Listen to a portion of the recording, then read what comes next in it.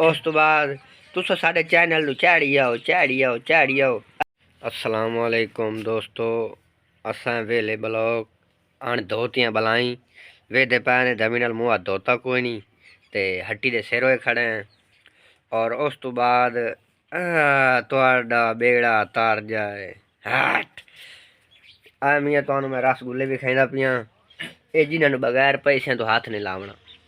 पैसे होवन ते बंदा हाथ हिलावन देंदा है ते खावन ही देंदा है।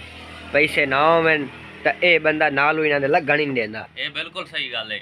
इवें गल है हाँ। क्यों कि आप इन्हां दे पैसे भरे हुए। बिल्कुल बिल्कुल ये सही गल है। जेड़ा सेलमैन आंदा ना ओ मोटी बला जेड़ा बैठो होंदा स्कूटर ते इंज कीती वदा हाँ इंज कीती वदा होंदा पैसे नहीं में गाप करेंदा पैसे में चावल वाली करेंदा या इथे रखो ना काउंटर ते रड़े के वेंदा हर बेला आवे दे पैन सही पीस आए पैन रसगुल्ले आए पैन उस बाद तुहाडे बिरां वास्ते बिस्कट हर चीज पई है।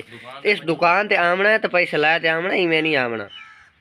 उस तो बाद दोस्तों चैनल नू सब्सक्राइब कर सो बेल आइकन दबाई सो इवें करते इंज करते लाल बटन नु क्लिक किंज करना है किवें लाल बटन नु क्लिक किंज करना है कि मैं रिश्तेदारां नु ताना मरिंदा है हां इंज हाथ मारने।